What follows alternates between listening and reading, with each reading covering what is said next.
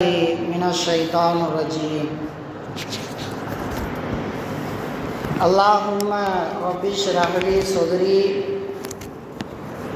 ويسر لي أمري واحلل عقدة من لساني يفقهوا قولي. اللهم رب زدني علما فهما وأدبا وعقلا كاملا. اللهم ربي يسر ولا تعسر ربي تمم بالخير. صدق الله العظيم. எல்லாம் அல்ல அல்லாஹ் ஒருவனுக்கு அனைத்து புகழும் உரித்தானதாகும். அல்லாஹ்வுடைய சாந்தியும் சமாதானமும் நபிகள் பெருமானார் ஸல்லல்லாஹு அலைஹி வஸல்லம் அவர்கள் மீதும் அவர்களை பின்பற்றி வாழ்ந்த சத்திய உத்தம சஹாபாக்கள், தாபியீன்கள், தபோ தாபியீன்கள், உலகில் உண்டான மூமினான முஸ்லீமான ஆண் பெண் அனைவரின் மீதும், குறிப்பாக இந்த ஜும்ஆவிற்கு வருகை தந்திருக்கக்கூடிய இன்னும் வரக்கூடிய நம் அனைவரின் மீதும் அல்லாஹ்வுடைய சாந்தியும் சமாதானமும் கருணையும் ஈடேற்றமும் என்றென்றும் குறைவின்றி நிறையட்டுமாகுக. அன்புக்கினி அல்லாஹுவின் நல்லடியார்களே, அல்லாஹ்வுடைய மிகப்பெரியதொரு கிருபை அவனை வணங்குவதற்காக வேண்டியும் அவனுடைய மார்க்கத்தை பற்றி சில விஷயங்களை தெரிந்து கொள்வதற்காக வேண்டியும் இன்றைய தினத்தில் நம்மவர்களுக்கு அல்லாஹ் வாய்ப்பளித்திருக்கின்றானே, இது அல்லாஹ் நம் மீது செய்த மிகப்பெரியதொரு கிருபையாக இருக்கின்றது. அதனுடைய அடிப்படையில் இந்த ஜும்ஆவுடைய சிந்தனையாக சதகா அறம் என்ற தலைப்பின் கீழ் ஒரு சில விஷயங்களை நாம் பார்க்க இருக்கிறோம். அன்புக்கினி அல்லாஹுவின் நல்லடியார்களே, திருமறை குர்ஆனிலே அல்லாஹு தஆலா அமிலு சாலிஹா என்று சொல்லி காட்டுவான்.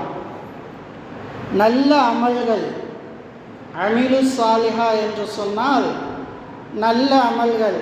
வபஷிரில் லதீன ஆமனு அமிலு சாலிஹா, யார் நல்ல அமல்களை செய்கிறார்களோ அவர்களுக்கு நபியே நீங்கள் சுப செய்தி சொல்லுங்கள் என்று அல்லாஹ் சொல்லுவான்.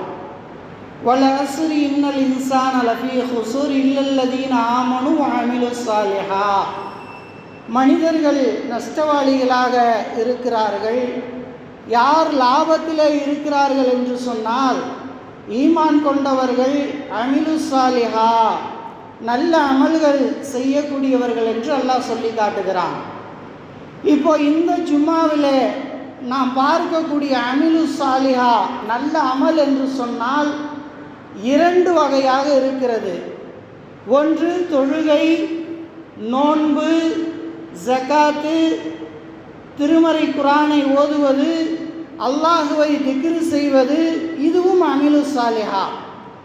இன்னொரு பகுதி ஒன்று இருக்கிறது, அதை தான் இந்த ஜும்ஆவிலே நாம் பார்க்க போகிறோம். அதற்கும் இந்த தொழுகைக்கும் உண்டான கூலியை அல்லாஹ் தருகிறான், அதற்கும் நோன்புக்கு உண்டான கூலியை தருகிறான். இரவு முழுக்க நின்று வணங்கினால் என்ன நன்மை கிடைக்குமோ அந்த நன்மையை இந்த நல்ல அமல்களுக்கு அல்லாஹ் தருகிறான். இந்த அறத்தை செய்பவருக்கு நமக்கு தருகிறான். நம்முடைய தமிழிலே சொல்லுவார்கள் அறம் செய்ய விரும்பு என்பதாக. அந்த அறத்தை பற்றி தான், அந்த சதகாவை பற்றி தான் அதிலே நபிகள் பெருமானார் ஸல்லல்லாஹு அலைஹி வஸல்லம் அவர்களும் இன்னும் அல்லாஹுவும் அந்த அறத்தை பற்றி எப்படி கூறியிருக்கிறார்கள் என்பதை நாம் பார்க்க இருக்கிறோம். முதலாவதாக ஆரம்பமாக திருமறை குர்ஆனிலே நாம் அனைவரும் ஓதிக்கொண்டிருக்கக்கூடிய சூரா அரைதல்லதி யுகல்திபு பித்தீன், அல்லாஹ் என்ன சொல்லி காட்டுகிறான்? அரைதல்லதி யுகதிபு பித்தீன், அரைத நீங்கள் சிந்திக்க வேண்டாமா, யுகதிபு பித்தீன் இந்த மார்க்கத்தை பொய்யாக்குபவர் யார்? அல்லாஹ் சொல்லி காட்டுகிறான். தீன் என்று சொன்னால் மார்க்கம், தீன் என்று சொன்னால் மறுமை நாள், மாலிகி யௌமித்தீன் அந்த இடத்துல மறுமை நாளுக்கு குறிக்கப்படுகிறது. மார்க்கத்தையும் மறுமை நாளையும் இந்த இடத்துல ரெண்டு அர்த்தமும் வரும். தீன் என்று சொன்னால் இந்த இடத்துல வரக்கூடிய இந்த தீனுக்கு இரண்டு அர்த்தமும் வரும். அப்போ மறுமை நாளை பொய்யாக்கக்கூடியவன் யார்? யுகதிபு பித்தீன், மார்க்கத்தை பொய்யாக்கக்கூடியவன் யார் என்று நீங்கள் சிந்தித்து பார்த்தீர்களா என்று அல்லாஹ் கேட்டுவிட்டு நாம் எல்லாம் நினைப்போம், தொழாதவனை அல்லாஹ் சொல்லுவான், நோன்பு நோற்காதவனை அல்லாஹ் சொல்லுவான், இல்லை அல்லாஹுவை திக்ர் செய்யாதவரை அல்லாஹ் சொல்லுவான் என்று நாம் நினைத்து கொண்டு இருக்கிற போது அல்லாஹ் சொல்லி காட்டுகிறான். அரைதல்லதி யுகதிபு பித்தீன் ஃபதாலிகல்லதி யதுஉல் யதீம், யதீமை விரட்டுகிறாரே, அனாதையை விரட்டுகிறாரே, அவர்தான் மார்க்கத்தை பொய்யாக்குபவர். வலா யஹல்லு அலா துஆமில் மிஸ்கீன், ஏழைகளுக்கு உணவளிக்காமல் இருக்கிறாரே, அவர்தான் மார்க்கத்தை பொய்யாக்குபவர். அன்புக்கினி அல்லாஹுவின் நல்லடியார்களே, நாம் சிந்தித்து பார்க்க கடமைப்பட்டு இருக்கிறோம். ஒரு பகுதியை மட்டும் பின்பற்றிவிட்டு மற்றொரு பகுதியை நாம் கண்டுகொள்ளாமல் இருந்து கொண்டிருக்கிறோம். அனாதைகளை விரட்டுகிறவர், ஏழைகளுக்கு உணவளிக்காமல் இருக்கிறவர் மார்க்கத்தை பொய்யாக்குகிறார். எவ்வளோ பெரிய விஷயம் இது! அமீலு சாலிஹா, இது நம்ம சமுதாயத்திற்கு படித்து கொடுக்கப்படாமல் இருக்கிறது. வெறும் தொழுகை நோன்பை மற்றும் படித்து கொடுத்து கொண்டு இருக்கிறோம், அதிலே சரிவர நாம் செய்வதில்லை. ஆனால் அல்லாஹ் இங்கே என்ன சொல்லி காட்டுகிறான்? மார்க்கத்தை பொய்யாக்குபவர் அனாதைகளை விரட்டக்கூடியவர், மார்க்கத்தை பொய்யாக்குபவர் ஏழைகளுக்கு உணவளிக்காதவர் என்று அல்லாஹ் சொல்லி காட்டுகிற போது நமக்கு மிகவும் ஆச்சரியமாக இருக்கிறது. அன்புக்கினி அல்லாஹுவின் நல்லடியார்களே, நபி ஸல்லல்லாஹு அலைஹி வஸல்லம் அவர்கள் சொல்லி காட்டுகிறார்கள். பல நேரங்களிலே சஹாபாக்கள் கேட்பார்கள், யா ரசூலல்லாஹ், மார்க்கத்தில் சிறந்தது எது, அல்லது இந்த இஸ்லாத்தில் சிறந்தது எது என்றெல்லாம் நபியிடத்தில் என்ன செய்வாங்க? கேட்பார்கள். அப்போ ஒரு நேரத்தில் கேட்கிற போது சஅலன் நபி ஸல்லல்லாஹு அலைஹி வஸல்லம், நபி ஸல்லல்லாஹு அலைஹி வஸல்லம் அவர்களிடத்தில் கேட்கப்பட்டது, ஐயுல் இஸ்லாமி ஹைரோன், மார்க்கத்தில் சிறந்தது எது? ஒரு சமயத்தில் ஒரு சஹாபி, ஒரு நபி தோழர் என்ன செய்கிறாரு? கேட்கிறாரு, மார்க்கத்தில் சிறந்தது எது? கால துதுஇமு துஆம், ஏழைகளுக்கு உணவளிப்பது. நபி ஸல்லல்லாஹு அலைஹி வஸல்லம் என்ன சொல்லி காட்டுறாங்க? ஏழைகளுக்கு உணவளிப்பது. அப்போ இதுவும் அமீலு சாலிஹாவுடைய மறுபக்கம், நல்ல அமல்களுடைய மறுபக்கம். மேலும் சொல்லி காட்டுகிறார்கள், இது புகாரியில் 1228 6236 ஹதீஸில் பதிவு செய்யப்பட்டிருக்கிறது. அடுத்த கால நபி ஸல்லல்லாஹு அலைஹி வஸல்லம், நபி ஸல்லல்லாஹு அலைஹி வஸல்லம் அவர்கள் சொல்லுகிறார்கள், அஸ்ஸாஇ, அதாவது கைமை பெண், கைமை பெண் இருக்கிறார்களே, விதவைகள் இருக்கிறார்களே, அலல் அர்மிலதி வல்மிஸ்கீனி, அதாவது கைமை பெண்ணுக்கும் ஏழைகளுக்கும் ஒருவர் தன்னுடைய சம்பாத்தியத்திலிருந்து பொறுப்பேற்றுக் கொள்கிறார். இப்போ நான் ஒரு 10 மணி நேரம் ஒரு நாளைக்கு உழைக்கிறேன்னு சொன்னால், இந்த 10 மணி நேரத்தில் 1 மணி நேரம் கிடைக்கக்கூடிய வருமானத்தை விதவைக்காக நான் செலவழித்து விடுகிறேன், ஒரு நியத்து பண்ணிக்கிறேன். நான் என்னுடைய வாழ்வு நாளில் அது என்னுடைய பழக்கமாக நான் ஆக்கி கொள்ளுகிறேன். அல்லது அந்த 1 மணி நேரம் கிடைக்கக்கூடிய வருமானத்தில் ஒரு ஏழைக்கு நான் உதவி செய்து விடுகிறேன், அது எவ்வளவு சம்பாத்தியமாக இருந்தாலும் சரி என்று நான் நியத்து செஞ்சிட்டேன்னு சொன்னால், அது எந்த அளவிற்கு சிறந்தது என்று சொன்னால், கல் முஜாஹிதி ஃபீ சபீலில்லாஹ், அல்லாஹுடைய பாதையில் போர் செய்வதற்கு சமமானது. அவில் காயிமில் லைலி, இரவு முழுக்க நின்று வணங்குவது. அவில் சாய்வின் நகார், பகல் முழுக்க நோன்பு வைப்பது. எந்த அளவுக்கு நன்மை கிடைக்கும்?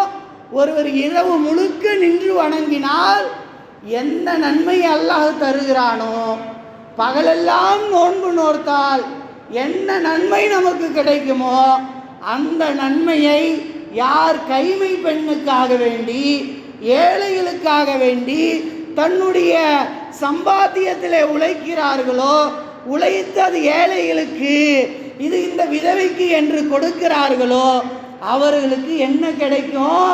இரவு முழுக்க நின்று வணங்கினா என்ன நன்மை கிடைக்கிறதோ அந்த நன்மை கிடைக்கும். இரவு முழு, அதாவது பகலெல்லாம் நோன்பு நோற்றால் என்ன நன்மை கிடைக்குமோ அந்த நன்மை கிடைக்கும். இந்த ஹதீஸு புகாரியில் 5353வது ஹதீஸாக பதிவு செய்யப்பட்டிருக்கிறது. அன்புக்கினிய அல்லாஹுவின் நல்லடியார்களே, அப்போ நல்ல அமல்களுடைய மறு பக்கத்தை நாம் பார்க்காமல் இருக்கிறோம். சமூக சேவையை மறந்து இருக்கிறோம். இதை என் தொழுகை மட்டும்தான் நல்ல அமல் என்பதாக, நோன்பு மட்டும்தான் நல்ல அமல் என்பதாக, ஏதோ பள்ளியிலே வந்து தொழுது விட்டால் போதும் என்று நாம் நினைத்து கொண்டு இருக்கிறோம். அதையும் தாண்டி நல்ல அமல்களுடைய மறுபக்கம் இருக்கிறது, சமூக சேவையும் இருந்து கொண்டு இருக்கிறது. அது எந்த தரப்பு மக்களாக இருந்தாலும் சரி, அந்த இடத்துல ஒரு பிரச்சனை என்று சொன்னால் முஸ்லீம் போய் நிற்க வேண்டும். முஸ்லீம் போய் என்ன செய்யணும்? நிற்கணும். ஒரு நேரத்தில் நபி ஸல்லல்லாஹு மதீனாவில் ஒரு விதமான பரபரப்பு ஏற்படுகிறது. இரவு நேரம் அது. அந்த நேரத்தில் பரபரப்பு ஏற்படுகிற போது மக்கள் எல்லாம் வெளியே வருகிறார்கள். என்ன நடந்தது என்பதாக தெரியவில்லை.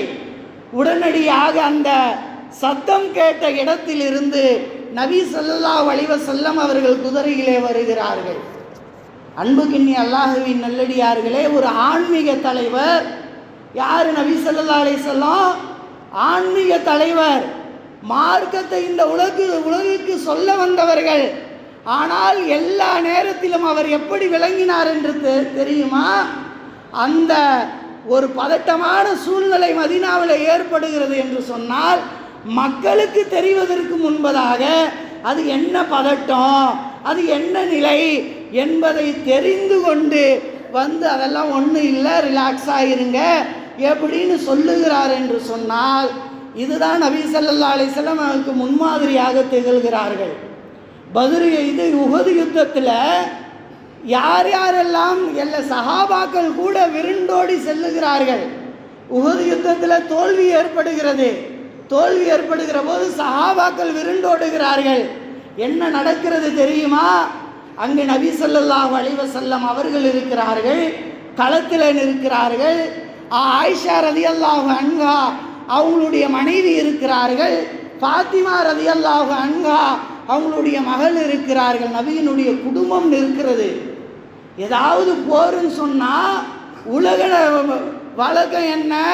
போர் ஜெயிக்கிற வரைக்கும் அரசர் அப்படியே காட்டிக்கிட்டு இருப்பாங்க. போர் தோக்கிற மாதிரி இருந்ததுன்னா அரசர் சுரங்கத்து வழியாக தப்பிச்சு போயிடுவார். இதுதான இது வரைக்கும் உள்ள உலக நடைமுறை. அதை நபி ஸல்லல்லாஹு அலைஹி வஸல்லம் அவர்கள் உடைத்து காட்டினார்களா அல்லவா? எல்லா மக்களும் ஒரு விரண்டோடுகிறார்கள். களத்தில் யார் நிற்கிறா? நபியினுடைய குடும்பம் மாத்திரம் நிற்கிறது. நபியினுடைய மனைவி மாத்திரம் நிற்கிறார்கள். நபியினுடைய மனைவி நிற்கிறார்கள். நபி நிற்கிறார். அன்புக்கினி அல்லாஹுவின் நல்லடியார்களே, இதுதான் நபி ஸல்லல்லாஹு அலைஹி வஸல்லம் நமக்கு முன்மாதிரி. எப்படி இரவு முழுக்க நின்று வணங்கிய போது, இரவு முழுக்க நின்று கால் கடுக்க வணங்கிய போது ஆயிஷா ரலியல்லாஹு அன்ஹா அவர்கள் கேட்கிறார்கள், யா ரசூலல்லாஹ், முன்பின் பாவங்கள் மன்னிக்கப்பட்டவராச்சே, நீங்கள் ஏன் நின்று வணங்குகிறீர்கள் என்று கேட்டபோது, நான் நன்றியுள்ள அடியானாக ஆக வேண்டாமா என்று நபி அவர்கள் இரவு முழுக்க நின்று எப்படி வணங்கி இந்த சமுதாயத்திற்கு வழிகாட்டினார்களோ, அதே மாதிரி சமுதாயத்திற்கு ஒரு பிரச்சனை என்று சொன்னால் முன்னாடி நின்று ஒரு போர்படை தளபதியாக, ஒரு ஆட்சி தலைவராக, அது மாதிரியான ஆட்சி இன்னைக்கு உலகத்தில் வரலாற்றில் பார்க்கவே முடியாதுங்க. நபி ஸல்லல்லாஹு அலைஹி வஸல்லத்தினுடைய ஆட்சி அந்த 10 ஆண்டுகள் மதீனாவில் வாழ்ந்த அந்த ஆட்சி எப்படி இருந்தது தெரியுமா? ஆரம்ப காலகட்டத்தில் ஜனாசா தொழுகை கடன்பட்டவருக்கு நபி ஸல்லல்லாஹு அலைஹி வஸல்லம் தொழுகை வைக்க மாட்டாங்க. யாராவது கடன்பட்டு இருந்தால் கடன்பட்டவருக்கு உங்களுடைய தோழருக்கு நீங்கள் வைத்து கொள்ளுங்கள் என்று சென்று விடுவார்கள்.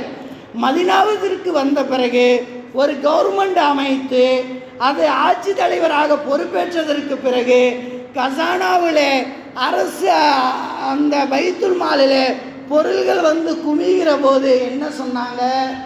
நபி ஸல்லல்லாஹு அலைஹி வஸல்லம் என்ன அறிவிச்சாங்க தெரியுங்களா? யாராவது கடன் பட்டு இருந்தால் அந்த கடன் பொறுப்பை அரசாங்கம் ஏற்கும். இது மாதிரி ஒரு ஆட்சி தலைவரை, ஒரு ஆட்சியாளரை, ஒரு அரசரை இந்த உலகம் கண்டு இருக்கிறதா? அதனால தான் தி 100 என்ற புத்தகத்திலே முதல் மனிதராக தேர்ந்தெடுக்கப்பட்டு இருக்கிறார்கள். அதுவல்ல நமக்கு, அது நமக்கு முன்மாதிரியாக எடுத்துக்கொள்ள வேண்டும். நான் ஆட்சி தலைவராக பொறுப்பேற்று விட்டேன், அவர்கள் சுகபோகங்களை அனுபவித்தார்களா? என்ன சொன்னாங்க? என்னுடைய குடும்பத்திற்கு ஹராம், சதக்காவுடைய பொருளாக இருந்தாலும் அல்லது சக்காத்துடைய பொருளாக இருந்தாலும் நபிக்கு மாத்திரமல்ல, நபி குடும்பத்திற்கு ஹராமு.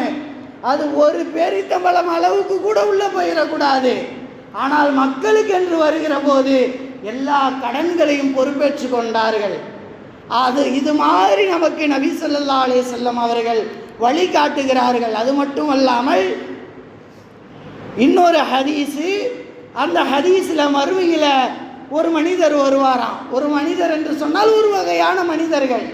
அந்த மனிதர்களை பார்த்து அல்லாஹ் கேட்பானா, இப்ன ஆதம், யா இப்ன ஆதம் அனம் அறிந்து, நான் நோயாளியாக இருந்தேனே, நான் உலகத்தில் வாழக்கூடிய காலகட்டத்தில் நோயாளியாக இருந்தேனே, என்னை வந்து சந்திக்கலையே, நீனு சந்தித்திருந்தால் என்னை பெற்றிருப்பாய்.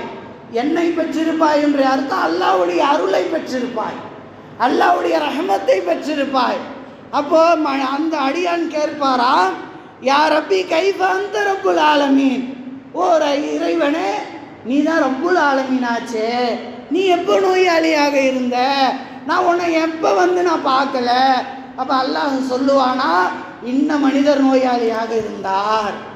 இன்ன மனிதர் சொல்லி அல்லாஹ் சொல்லுவான், இன்ன மனிதர் நோயாளியாக இருந்தார், அவரை நீ பார்க்க சென்றிருந்தால் என்னை பார்த்திருப்பாய். அன்புக்கு நீ அல்லாஹ்வின் நல்லடியார்களே, நோயாளியை சந்திக்க போகிறோன்னு சொன்னால் அந்த பாதையே சூனத்துடைய பாதை தான். எப்படி காலையில் தொழுகைக்கு இருளிலே அந்த சுபுவுக்கு வருகிற போது மறுமையில் வெளிச்சத்தை அல்லாஹ் கொடுப்பானோ, அதுபோல் நோயாளி ஒருத்தவர் இருக்கிறார் என்று சொன்னால் அந்த நோயாளியை சந்திக்க செல்லுவது அதுவும் நான் சுவனத்தினுடைய பாதை, அது அல்லாஹுடைய பொருத்தத்தை பெற்று தரும். அன்புக்கு நீ அல்லாஹுவின் நல்லடியார்கள், ஒரு சமூகமாக நாம் வாழ்கிற போது அந்த நோயாளிக்கும் வந்து ஒரு மஹல்லாவில் இருக்கிறார் என்று சொன்னால் அதுதான் மிகப்பெரிய ஒரு என்னது ட்ரீட்மெண்ட்டு. ஒரு மன ரீதியாக, மனோதத்துவ ரீதியாக, உளவியல் ரீதியாக. இப்போ மனிதனுக்கு என்ன, அந்த கடைசி நேரங்களிலே அல்லது தனிமையாக இருக்கிற போது அந்த மனிதனுக்கு யாருமே வந்து பார்க்கலையே, நம்ம பலகீனமாக இருக்கிறோமே என்று நினைக்கிற போது அதிலே மனிதன் உளைச்சல் ஆகி விடுவான். அப்போ ஒரு 4 பேர் வந்து சந்திச்சுட்டு போனாங்கன்னா அதில் அவனுக்கு ஒரு தெம்பு ஆயிரும். என்ன நினச்சிருவான், ஓ நம்மளுக்காக 4 பேர் இருக்கிறாங்க, மனதைரியம் தாங்க. ஒரு நைட்டு 2 மணிக்கு நம்ம தெருவில் அப்படியே நடந்து வரோன்னு வச்சுக்கோங்க, பஸ்ஸில் இறங்கி நடந்து வரோன்னு சொன்னால் ஒரு பயமாக இருக்கும், மனிதன்ற ஒரு பயமாக இருக்கும். எங்கேயோ ஒரு மாடி வீட்டில் ஒருத்தவர் இருங்குவார், அப்போ ஒரு தெரியும் ஒருத்தவர் முழிச்சிருக்கிறாரு. ஒரு திருடன் வந்தால் அவர் காப்பாற்ற போகிறது கிடையாது நம்மளை, அவர் வந்து என்ன செய்ய மாட்டார், காப்பாற்ற மாட்டார், அவர் எதுக்கோ இரும்பி இருக்கிறாரு. ஆனால் நமக்கு என்ன செய்யும், தெருவில் ஒருத்தர் முழிச்சு இருக்கிறார், ஒரு மன தைரியம் வரும். அப்போ நோயாளிகளை சந்திப்பதன் காரணமாக அந்த நோய் வந்து என்ன செய்யப்படுகிறது, குணமாக்கப்படுகிறது. இதையெல்லாம் மார்க்கம் சிந்திக்கிறது. ஏன்னா படைத்த ரப்புல் ஆலமீன் அவன் தானே செட்டிங் பண்ணா. நம்மளை படைத்திருக்கக்கூடிய ரப்புல் ஆலமீன் தானே படைத்து இந்த உலகத்தில் வாழ வச்சிருக்கிறான். அப்போ நீங்கள் நோயாளியை சந்தித்தால் என்ன கிடைக்கிறது? ஏன் பொருத்தம் கிடைக்கிறது. அது மட்டுமல்ல, இன்னொரு வகையினர் வருவார்கள். அவர்களிடத்தில் அல்லாஹ் கேட்பானாம், நான் தாகித்திருந்தேனே, நீங்கள் தண்ணீர் குடித்திருந்தால் என்னை கண்டிருப்பாய். அந்த அடியானும் அப்படிதான் சொல்வாராம். யா ரப்பி ரப்புல் ஆலமீன் கைஃப, நீ எப்படி தாகித்திருப்போ, உனக்கு எப்படி தாகம் வரும்? இப்போ இந்த மனிதர் தாகித்திருந்தார், அவருக்கு நீ தண்ணீர் புகட்டி இருந்தால். அன்புக்கு நீ அல்லாஹ்வின் நல்லடியார்களே, வெயில் காலங்களிலே நாம் ஆங்காங்கே அந்த தண்ணீர் பந்தலை நாம் பார்க்கிறோமா இல்லையா? அப்போ அந்த தண்ணீர் பந்தல் வைப்பதால் என்ன கிடைக்கிறது? அல்லாஹுடைய அந்த பொருத்தம் கிடைக்கிறது. அதே மாதிரி இன்னொரு வகையினர் வருவாங்க. நான் பசித்திருந்தேனேன்னு அல்லாஹ் சொல்லுவான். அப்போ அவரும் இப்படி கேட்கிற போது, இந்த மனிதர் பசித்திருந்தார், அவருக்கு நீ உணவளிக்கவில்லையே என்று அல்லாஹ் கேட்பான் என்பதாக. அன்புக்கு நீ அல்லாஹுவின் நல்லடியார்களே, அமீனு சாலிஹா என்று சொன்னால் ஏதோ தொழுகைக்கு எப்படி அல்லாஹ் கொடுக்கிறானோ நன்மைகளை